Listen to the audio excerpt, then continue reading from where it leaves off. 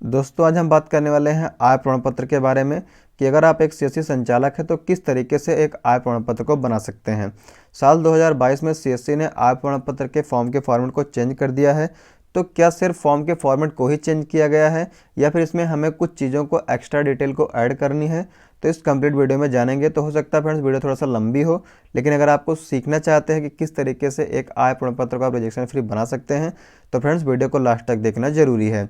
साथ ही साथ ये भी बात करूंगा कि एक आय प्रमाण पत्र को बनाने के लिए किन किन डॉक्यूमेंट की आवश्यकता होती है, इनकी साइज क्या रहती है, इनका फॉर्मेट क्या रहता है, पूरा स्टेप बाय स्टेप जानेंगे किन डॉक्यूमेंट को किस तरीके से कहां पर हमें अपलोड करना है ताकि हमारा आय प्रमाण पत्र विभागीय अधिकारी द्वारा रिजेक्ट ना हो। तो हेलो दोस्तों, मैं हूं नीरज और स्वागत करता हूं आप सभी का आज की एक और शानदार वीडियो में। तो फ्रेंड्स वीडियो में आगे बढ़ने से पहले फ्रेंड्स अगर आप सभी को जानकारी अच्छी लगे तो वीडियो को लाइक जरूर करें, साथ ही साथ कमेंट भी करें। और अगर इसी तरह की और भी नॉलेजफुल वीडियो को देखना चाहते हैं और साथ ही साथ चैनल पर नए हैं तो प्लीज़ चैनल को सब्सक्राइब करके बेल आइकन को प्रेस करना ना भूलें। सबसे पहले जान लेते हैं कि एक आय प्रमाण पत्र को बनाने के लिए किन किन डॉक्यूमेंट की आवश्यकता है। तो यहाँ पर आपको फोटो, स्वप्रमाणित घोषणा पत्र, ये दो डॉक्यूमेंट आपको जरूर अटैच करने हैं।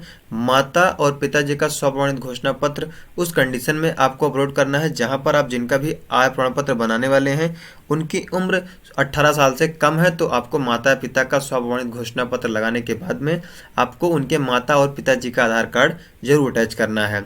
तो ये दो डॉक्यूमेंट के बाद में जितने भी डॉक्यूमेंट आपको दिखाई दे रहे हैं इनमें से आपको 2 से 3 डॉक्यूमेंट अटैच करना है। इसके बाद में आपका आय प्रमाण पत्र विभागीय अधिकारी द्वारा 100% रिपोर्ट लगा करके आपको मिलेगी। अब इसके फॉर्मेट को के बारे में बात कर लेते हैं।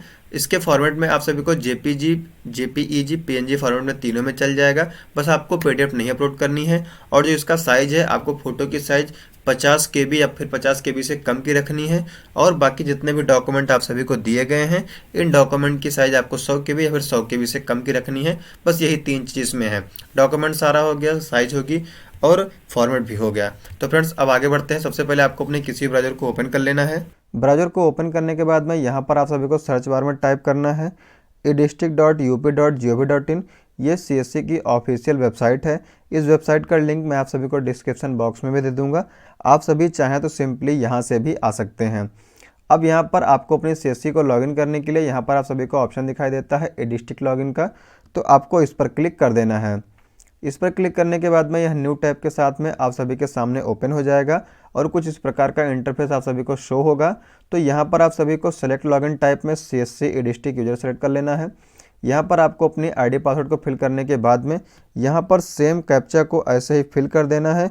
उसके बाद यहाँ पर आप सभी को सबमिट का एक ऑप्शन दिखाई देता है, आपको इस पर क्लिक कर देना है। जैसे ही आप सभी सबमिट के ऑप्शन पर क्लिक करेंगे अब आप सभी के सामने edistrict का होम पेज खुल करके आप सभी के सामने आ जाता है।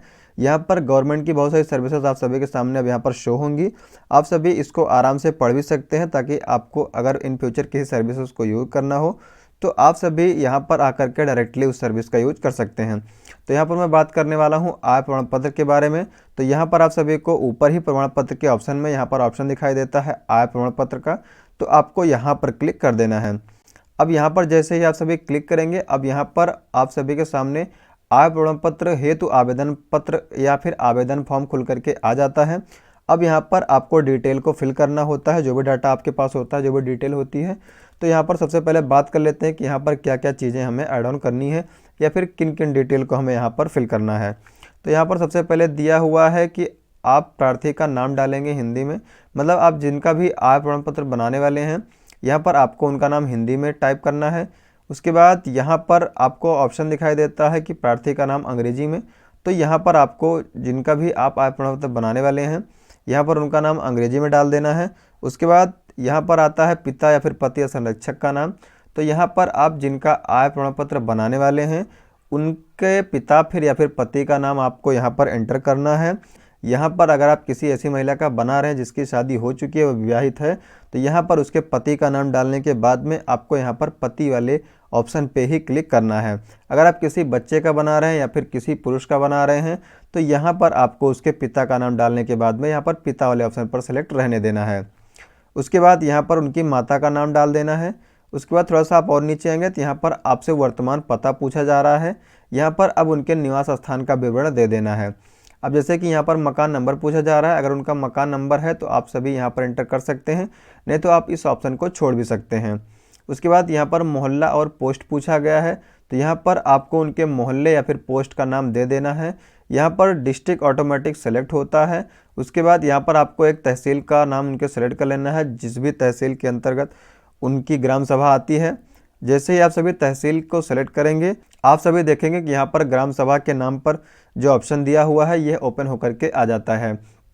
साल 2022 के पहले यहाँ पर इस तरीके से लिस्ट नहीं खुल करके आती थी। यहाँ पर आप सभी को ग्राम सभा के नाम के 1-2 अक्षर को टाइप करना पड़ता था।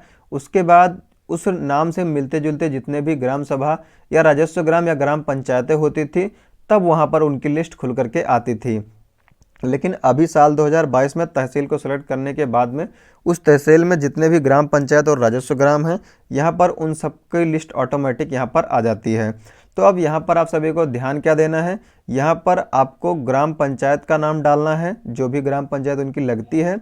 आप सभी को ध्यान ये भी देना है कि यहाँ पर मैंने कई सारे ग्राम पंचायत में देखा है कि उनका राजस्व ग्राम और ग्राम पंचायत 2 अलग अलग होती हैं। तो यहाँ पर आप जिनका भी आय प्रमाण पत्र बनाने वाले हैं, उनसे उनका राजस्व ग्राम और ग्राम पंचायत इस चीज़ को ज़रूर पूछें। अगर उनकी राजस्व ग्राम और ग्राम पंचायत दोनों अलग अलग हैं, तो अगर आप यहाँ पर उनके ग्राम पंचायत का नाम डालते हैं, तो यहाँ पर आप सभी का जो आय प्रमाण पत्र है वो विभागीय अधिकारी द्वारा जांच के दौरान रिजेक्ट कर दिया जाता है। तो आपको उनसे ज़रूर पूछ लेना है, क्योंकि कई सारे मैंने गांव के नाम को ऐसे देखा है, उनका पुरवा अलग है और ग्राम पंचायत अलग है। तो जहाँ पर उनका पुरवा लगता है, तो यहाँ पर आप मोहल्ला और पोस्ट में आप उसको लिख सकते हैं। उसके बाद तब यहाँ पर आप ग्राम पंचायत को सेलेक्ट कर सकते हैं। लेकिन अगर उनके ग्राम पंचायत में उनका जो गांव है वो राजस्व ग्राम में आता है और ग्राम पंचायत दूसरी है, और यहाँ पर ग्राम पंचायत और राजस्व ग्राम दोनों का नाम शो कर रहा है ग्राम वाले ऑप्शन में, तो आप सभी को यहाँ पर उनके राजस्व ग्राम का ही नाम डालना है, न कि ग्राम पंचायत का। नहीं तो आपका आय प्रमाण पत्र विभागीय अधिकारी द्वारा रिजेक्ट कर दिया जाएगा। तो यहाँ पर आपको ध्यान देना है और उसके बाद उनसे पूछ करके ही आसानी से सावधानी के साथ फिल करना है। उसके बाद यहाँ पर अस्थायी पता के सामने एक उपरोक्त का ऑप्शन दिखाई देता है, आपको इस चेकबॉक्स पर क्लिक कर देना है। जो भी डिटेल आपने फिल करी हुई है यह ऑटोमेटिक यहाँ पर सेलेक्ट हो जाती है। थोड़ा सा नीचे आएंगे तो यहाँ पर मोबाइल नंबर पूछा जाता है, यहाँ पर आपको उनका मोबाइल नंबर टाइप कर देना है। उसके बाद यहाँ पर व्यवसाय पूछा गया, तो यहाँ पर आपको उनके व्यवसाय को सिलेक्ट कर देना है। अब यहाँ पर आपको उनका व्यवसाय पूछ लेना है कि वह क्या करते हैं। अगर आप सभी को नहीं पता है तो आप सिंपली यहाँ पर, अगर मैं किसी का बनाता हूँ जैसे उसकी उम्र 25 साल से प्लस है और वह एक पुरुष है, तो उस केस में मैं यहाँ पर कृषि लिखता हूँ। यहाँ पर देखिए टोटल मैंने 3 व्यवसाय को सेलेक्ट किया हुआ है, एक कृषि, एक अध्ययन और एक गृहिणी। अब जैसे मैं किसी पुरुष का बना रहा हूँ जिसकी उम्र 25 साल से ऊपर है, वो एबव है, तो उस केस में मैं यहाँ पर कृषि लिखता हूँ। उसके बाद अगर मैं किसी महिला का बना रहा हूँ तो यहाँ पर मैं उसका जो व्यवसाय है वो मैं गृहिणी लिखता हूँ, क्योंकि वो पेशे से गृहिणी है, हाउसवाइफ है। अगर मैं किसी ऐसे लड़के या फिर लड़की का बना रहा हूँ जिसकी उम्र 20 साल, 22 साल या 18 साल या 25 साल के अंदर अंदर है, नियर अबाउट 25 साल है, तो उस केस में मैं यहाँ पर उसका अध्ययन लिखता हूँ, क्योंकि मेरे हिसाब से वो उस टाइम पे पढ़ रहा होता है। अगर उसके बाद भी उसकी स्टडी जारी है तो आप सभी यहाँ पर 28 साल तक या 30 साल तक भी आप यहाँ पर अध्ययन दे सकते हैं। तो यहाँ पर आपको व्यवसाय को सेलेक्ट कर लेना है। थोड़ा सा और नीचे आएंगे तो यहाँ पर आप सभी देखेंगे कि 13 नंबर वाले कॉलम में आवेदक को मिलाकर परिवार के सदस्य की संख्या पूछी गई है। तो यहाँ पर आपको एक नंबर दे देना है कि उनके परिवार में कितने सदस्य हैं। जैसे यहाँ पर मैं हमेशा एक ही देता हूँ। अगर मैं किसी महिला का बना रहा हूँ तो यहाँ पर उसके पति की आय मुझे दिखानी होती है, तो यहाँ पर तब भी मैं एक सेलेक्ट करता हूँ। अगर मैं किसी पुरुष का बना रहा हूँ तो यहाँ पर मैं उसी की आय को शो करता हूँ। उसके बाद यहाँ पर अगर मैं किसी ऐसे लड़के का या फिर ऐसे लड़की का बना रहा हूँ जो भी पढ़ रहा है, उसकी पढ़ाई चल रही है, तो उस केस में भी मैं यहाँ पर उसके पिता का ही आय यहाँ पर शो करता हूँ। इन केस अगर उसके पिता की डेथ हो चुकी है तो यहाँ पर आप उनके माता का भी नाम डाल सकते हैं। अब नाम को कैसे डालना है वो भी बता देता हूँ।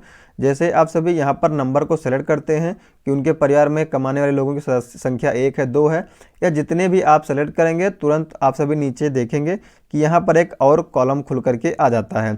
अब यहाँ पर उनके परिवार के जो सदस्य हैं उनका नाम पूछा जाता है।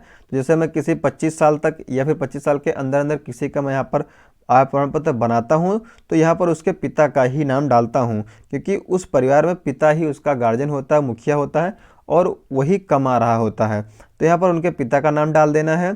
यहाँ पर व्यवसाय डाल देना है कि वह कौन सा व्यवसाय कर रहे हैं, मतलब कृषि है या जो भी है, आप अपने हिसाब से पूछ कर भी डाल सकते हैं, या फिर आप कृषि नॉर्मली डाल सकते हैं। उसके बाद उस व्यवसाय से वार्षिक आय कितना है, तो आप एक अनुमानित आय भी यहाँ पर दे सकते हैं। तो यहाँ पर जैसे मैंने यहाँ पर एक अनुमानित आय लिया, उसके बाद थोड़ा सा नीचे आएंगे तो यहाँ पर देखेंगे कि परिवार की कुल वार्षिक आय ऑटोमेटिक सेलेक्ट होती है। अब उसके ऊपर यहाँ पर एक कॉलम और होता है, यहाँ पर भी आपको उसी आय को सेलेक्ट कर देना है। बाकी जो ऊपर ये भी जितनी भी चीज़ें दिखाई देती हैं, आपको इसको कुछ नहीं करना है, इसको ऐसे ही छोड़ देना है। थोड़ा सा नीचे आएंगे आप सभी तो यहाँ पर आपसे उनका आधार कार्ड नंबर पूछा जाता है, यहाँ पर आधार कार्ड नंबर को डाल देना है। उसके बाद यहाँ पर आय प्रमाण पत्र बनवाने का कारण पूछा जाता है। यहाँ पर 2 कारण दिए हुए हैं, अगर आपका कारण यही है तो आपको इसको सेलेक्ट कर लेना है। अगर आपका कारण कुछ और है और आपको पता है तो यहाँ पर अन्य वाले ऑप्शन पर क्लिक कर देना है। जैसे ही अन्य वाले ऑप्शन पर आप सभी क्लिक करेंगे, नीचे आएंगे तो यहाँ पर देखेंगे कि उसी के सामने एक और बॉक्स खुल करके आप सभी के सामने आ जाता है। तो यहाँ पर अगर आप सभी को वह रीजन पता है तो आपको उस रीजन को यहाँ पर सेलेक्ट कर देना है। जैसे मैं इस पर क्लिक करता हूँ, देखिए मैंने 4 कारणों के लिए यहाँ पर मैंने अप्लाई किया था, इसमें से 2 मेरा आय प्रमाण पत्र का है, जिससे आवश्यक कार्य मैंने लिखा हुआ है, एक वृद्धावस्था पेंशन हेतु। तो यहाँ पर अगर आप किसी ऐसे 60 साल से ज़्यादा के महिला या फिर पुरुष का बना रहे हैं तो यहाँ पर वृद्धावस्था पेंशन के हेतु भी आप लिख सकते हैं। अगर आपको कुछ नहीं पता है तो यहाँ पर सिंपली आप नॉर्मली आवश्यक कार्य भी लिख सकते हैं। अब यहाँ पर हमें डॉक्यूमेंट को अपलोड करना है, तो यहाँ पर सबसे पहले आपको फ़ोटो अपलोड कर लेनी है। उसके बाद यहाँ पर स्वप्रमाणित घोषणा पत्र को अपलोड कर लेना है। उसके बाद यहाँ पर राशन कार्ड को अपलोड कर लेना है। अगर मान लीजिए राशन कार्ड उनके पास नहीं है, राशन कार्ड नहीं बना हुआ है, तो आप इस ऑप्शन को छोड़ भी सकते हैं। अब यहाँ पर देखिए 2 डॉक्यूमेंट तो सबसे ज़्यादा ज़रूरी है, एक फ़ोटो और घोषणा पत्र। इन दोनों को आपको नहीं छोड़ना है। घोषणा पत्र में भी आप सभी को ध्यान देने वाली बात यह है कि अगर आप किसी ऐसे लड़के या फिर लड़की का आय प्रमाण पत्र बना रहे हैं जिसकी उम्र 18 साल से कम है या 20 साल से कम है, तो उस केस में आपको यहाँ पर उसका घोषणा पत्र नहीं लगाना है। उस केस में आप उसके माता या फिर पिता का घोषणा पत्र यहाँ पर लगाएंगे। और साथ ही साथ यहाँ पर अन्य वाले ऑप्शन पर क्लिक करने के बाद में यहाँ पर जैसे आप सभी अन्य के ऑप्शन पर क्लिक करेंगे, अब आप सभी के सामने एक और चेकबॉक्स खुल करके आ जाता है। तो यहाँ पर आपको लिख भी देना है कि पिता द्वारा स्वप्रमाणित घोषणा पत्र। जैसे मैंने किसी बच्चे का बनाया हुआ था तो यहाँ पर मैंने सामने लिखा भी है कि पिता द्वारा स्वप्रमाणित घोषणा पत्र। उसके बाद तब मैंने यहाँ पर उन चीज़ों को यहाँ पर अपलोड किया हुआ था। तो आपको भी ये चीज़ ध्यान देनी है कि अगर आप किसी ऐसे बच्चे आप या फिर ऐसे किसी बच्चे के बना रहे हैं आय प्रमाण पत्र जिसकी उम्र 18 साल से कम है, तो फिर उस केस में आपको उसके पिता का ही घोषणा पत्र यहाँ पर लगाना है। उसके बाद पिता का आधार कार्ड भी ज़रूर से ज़रूर अटैच करना है, नहीं तो आपका आय प्रमाण पत्र विभागीय अधिकारी द्वारा रिजेक्ट कर दिया जाएगा। सभी डॉक्यूमेंट को आपको स्टेप बाय स्टेप नॉर्मली आसानी से अपलोड कर देना है। उसके बाद यहाँ पर कैप्चा को सेम ऐसे ही फिल करने के बाद में यहाँ पर आप सभी को दर्ज करे का ऑप्शन मिलता है, आपको इस पर क्लिक कर देना है। बट ध्यान देने वाली बात यह है कि फ्रेंड्स, आप जो भी डॉक्यूमेंट अपलोड करेंगे उसे सावधानी पूर्वक ही अपलोड करिएगा, क्योंकि डॉक्यूमेंट को हटाने की व्यवस्था अभी यहाँ पर नहीं है। आप जो भी डॉक्यूमेंट एक बार अपलोड कर देंगे वह अपलोड हो जाएगी, आप उसको दोबारा से हटा नहीं सकते हैं। तो आपको इसको आसानी से अपलोड कर देना है। डॉक्यूमेंट को अपलोड करने के बाद में यहाँ पर कैप्चा को सेम ऐसे डालने के बाद में दर्ज करें के ऑप्शन पर क्लिक कर देना है। जैसे ही आप सभी दर्ज करें के ऑप्शन पर क्लिक करेंगे, अब आप सभी के सामने आय प्रमाण पत्र के आवेदन का फॉर्म पूरा खुल करके आ जाता है, जिसमें आपने जो भी डिटेल एंटर करी हुई है वह पूरी डिटेल आप सभी को देखने को मिल जाती है। अब यहाँ पर आप सभी इन सभी डिटेल को एक बार अच्छे से प्रॉपर तरीके से चेक कर लेंगे। अगर ये डिटेल सही है तो इसको आगे क्या करना है मैं वही बताऊंगा। उससे पहले अगर आप सभी को लगता है कि इसमें कुछ चीज़ें गलत हुई हैं या आपसे कुछ लिखने में मिस्टेक हो गई है, तो आप थोड़ा सा नीचे आएंगे तो यहाँ पर आप सभी को ऑप्शन दिखाई देता है आवेदन संशोधित करे का, आपको इस पर क्लिक कर देना है। जैसे ही क्लिक करेंगे अब आप सभी के सामने फॉर्म फिर से खुल करके आ जाता है। यहाँ पर आपको उन चीज़ों को प्रॉपर अपडेट करने के बाद में जैसे ही नीचे आएंगे तो यहाँ पर आपको फिर सेम वैसे ही कैप्चा को एंटर करने के बाद में दर्ज करें के ऑप्शन पर क्लिक कर देना है। अब यहाँ पर मेरा सब कुछ सही है तो मैं वापस आ जाता हूँ, और वापस आने के बाद में मैं नीचे आता हूँ। अब यहाँ पर आप सभी को देखने को मिलेगा यहाँ पर दर्ज करें का ऑप्शन दिखाई देता है, आपको फिर से इस वाले ऑप्शन पर क्लिक कर देना है। जैसे इस वाले ऑप्शन पर क्लिक करेंगे अब यहाँ पर आपसे आपके CSC का वॉलेट लॉगिन कराया जाएगा। अगर आप सभी पहले से लॉगिन है तो यह ऑटोमेटिक लॉगिन हो जाता है, पर अपने ID पासवर्ड को डालने के बाद में लॉगिन के ऑप्शन पर सेलेक्ट कर देना है। जैसे ही आप सभी लॉगिन के ऑप्शन पर सेलेक्ट करेंगे अब यहाँ पर आपसे फिर से एक बार पासवर्ड को वेरीफाई करा जाता है, आपको पासवर्ड को वेरीफाई कर देना है। वेरीफाई करने के बाद में अब कुछ डिटेल आपको फिर से दिखाई जाती है। तो आपको किस सर्विस का यूज़ कर रहे हैं, इसका एप्लीकेशन नंबर क्या है, सर्विस अमाउंट आपको दिखाया जाता है। उसके बाद आप सभी को यहाँ पर सबमिट के ऑप्शन पर क्लिक कर देना है। जैसे सबमिट के ऑप्शन पर क्लिक करेंगे एक बार आपसे फिर से कन्फर्मेशन दिया जाएगा। उसके बाद आपको प्रोसीड के ऑप्शन पर क्लिक कर देना है।